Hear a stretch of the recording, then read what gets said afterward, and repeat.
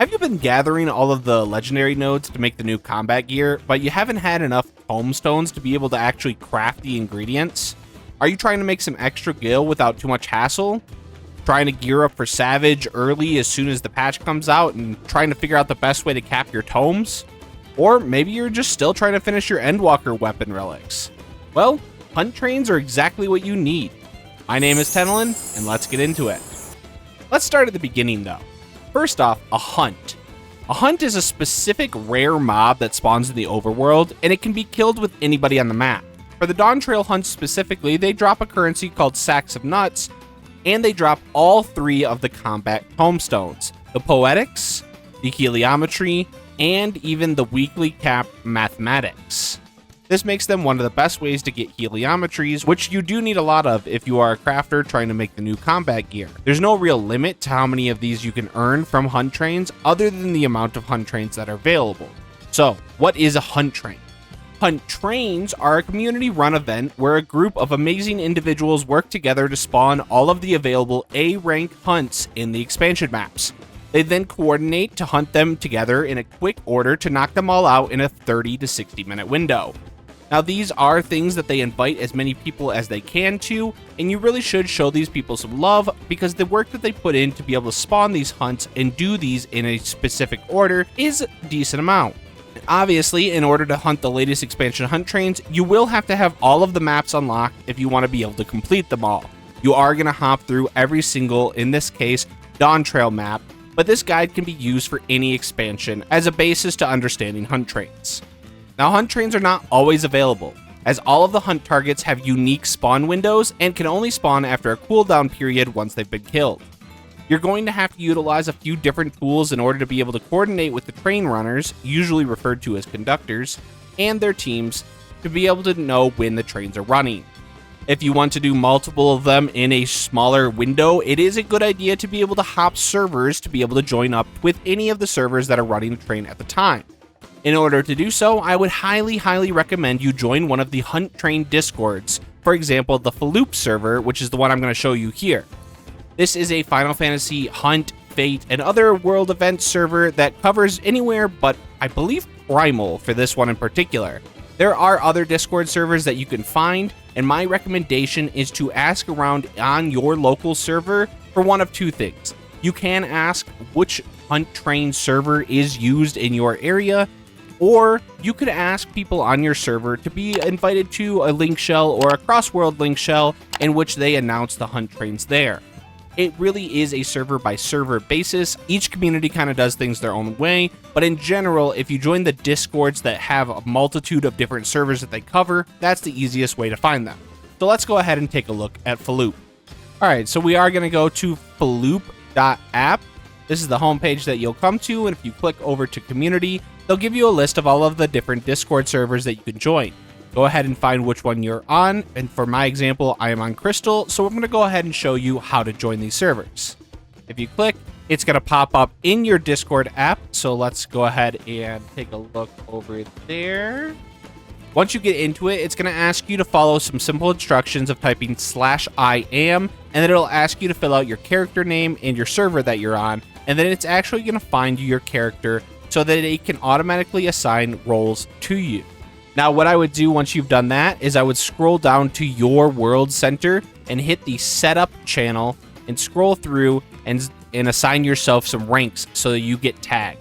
For example, I want to get A ranks that are Dawntrail only, so this will give me the 7.0 A rank role. So anytime any of the A ranks go off on Crystal, it will tag me with the 7.0 tag. You can also do some pretty amazing stuff where you can select certain fates that you want to get tagged on as well if you're looking for any of those world boss fates that you maybe missed out on.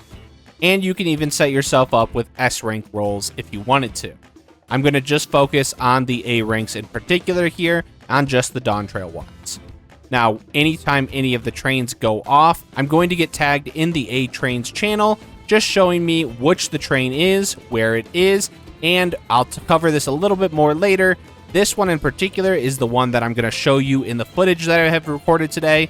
This was a bullet train, but you can see that they're going to show off who is running the trains, how many of the hunts that you're going to be able to get. Right now, we have the possibility of getting 14, and this train had 14 of them spawned, and it'll even show you in your local time when the trains are going to be leaving. I'll kind of scroll up to show you. This one was 2 hours ago.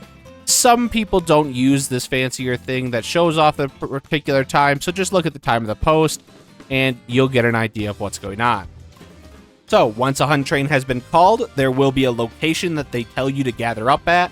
You'll want to get to that server and that map location, open up your party finder, and click the Hunts tab. Look for any party in here, usually labeled for trains specifically, but sometimes people just post them with no descriptions because we all have a general idea of what's going on here. If there isn't one up, don't be shy, just post your own. You don't have to put anything in it, just click the hunt and click post. People will join very quickly. These parties fill up very, very fast, especially if you're getting there on time. Now, I'm gonna put some silly emphasis on here, but if you ask for a party in shout chat, most of the time people are gonna tell you to just check PF, and they're not gonna invite you to a party. PF is just easier and will guarantee you a full party, so just use it. Now, the reason you need a party is that the rewards you can gain from hunts are scaled based on your participation, and without one, it's very hard to get full rewards, especially in peak hours of a hunt trains where there are hundreds of people participating and the hunts die extremely fast.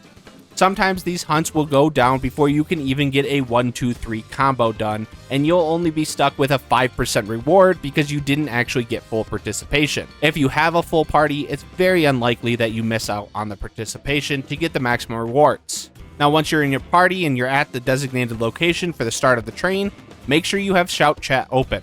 You're going to look for the conductor's instructions. Now, don't worry, you don't have to know their name or anything about them. You'll figure it out pretty quickly. They're going to spam the chat with each of the locations that you're going to be going to. They'll put a flagged location that you can click and then follow where you're going to go.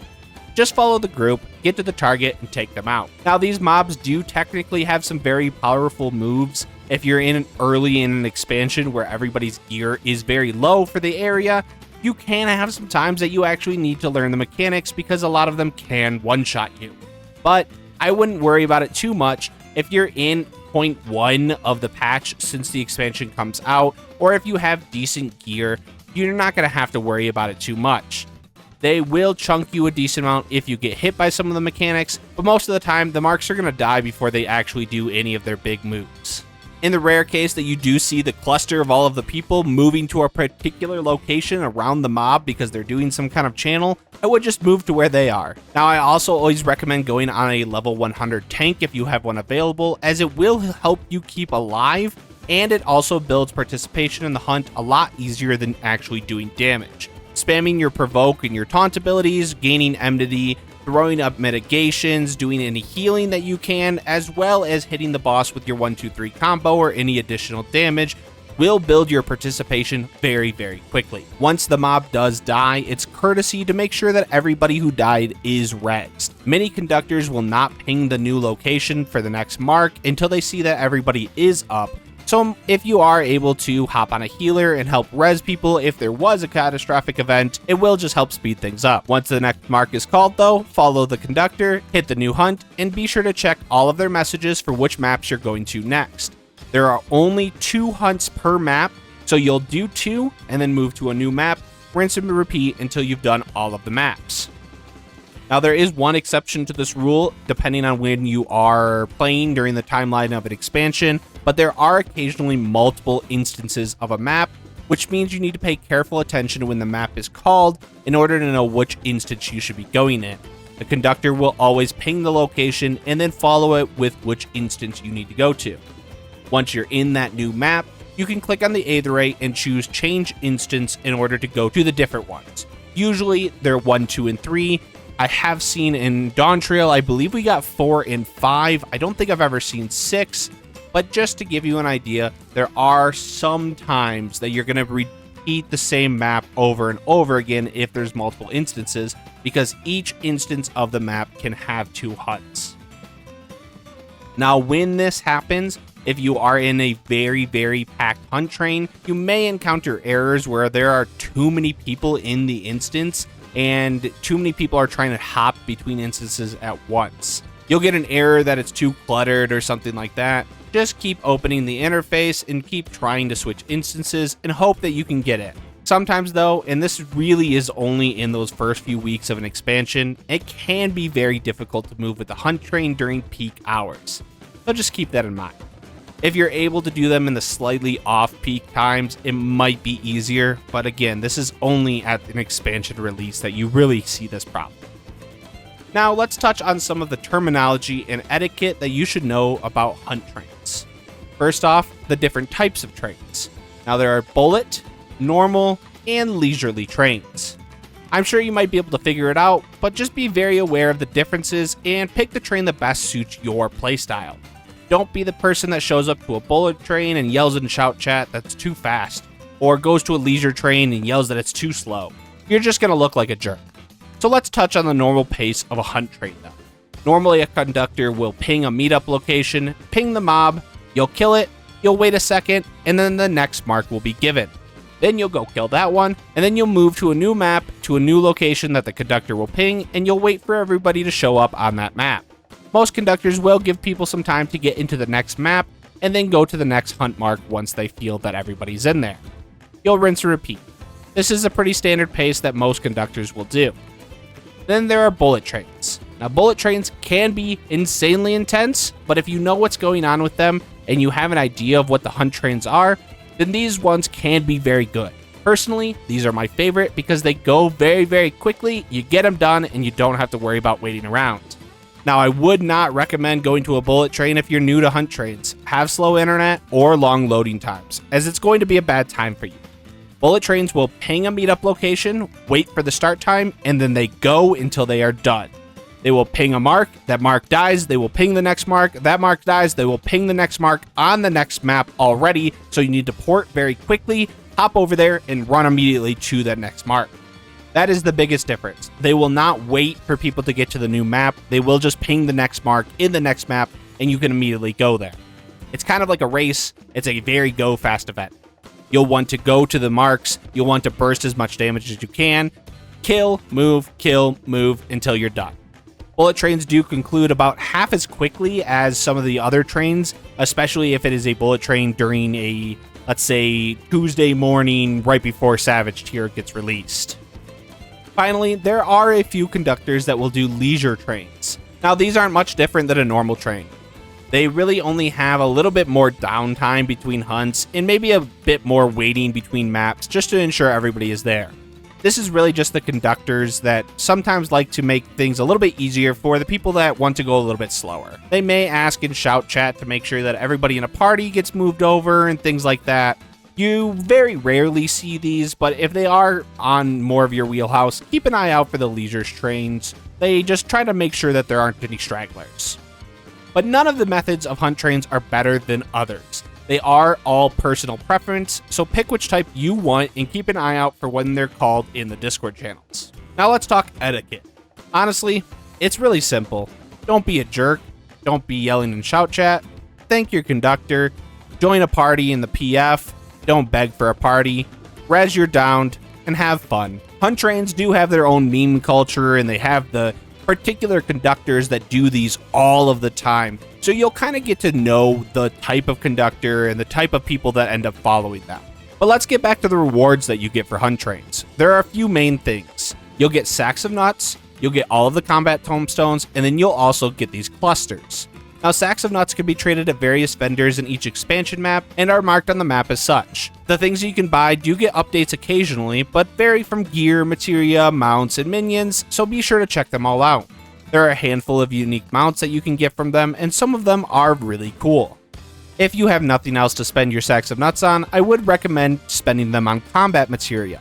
Depending on where you are in a patch cycle, you can make a lot of gil by selling combat materia. At the start of an expansion, especially when the new materia is out that hasn't been available before, those materia can sell from anywhere between 50 to 100,000 gil each, and you can buy a couple of them from doing one hunt train. Now, for the crystals that you get from hunt trains, you're going to get two different types. Right now during Dawntrail, there's cracked Prisma clusters and cracked Nova clusters. Now, these ones in particular, you do not get as a guarantee from any of the hunts. They are just random when you get them from any of the marks. But these are for the materia vendors. So if you go over to any of the materia symbol on the maps, right next to them, there's always going to be a trader, and you can trade any of the Prisma clusters for level 11 materia and the Nova clusters for level 12 materia. And both of them trade at a 1-to-1 ratio. So this is another way you'll get extra combat materia from doing your hunt trades. As you can see, I have quite a bit of these stacked up just from doing hunt trains casually. Just some quick tips to make sure that you're having a good time at a hunt train. Ensure your currencies aren't capped or going to cap while you're on the hunt. Make sure you're always emptying them out before you start. Nothing feels worse than getting 4 marks into a bullet train and realize that you can't carry any more tomes. I would recommend always to play as a tank or a healer. Both of them are a lot simpler to get credit on because you can generate a good amount of enmity on either of them very easily, and that will get you credit for killing the mark a lot faster than actually doing damage. Playing as a tank also ensures that you won't get one shot on as many of the mechanics, and playing as a healer, you can help your party survive, and it lets you res faster to keep the train moving. But I think that covers everything that you need to know about hunt trains. I hope you found this video helpful, and I thank you very much for watching. If you did, please be sure to give it a like, as it really helps me out.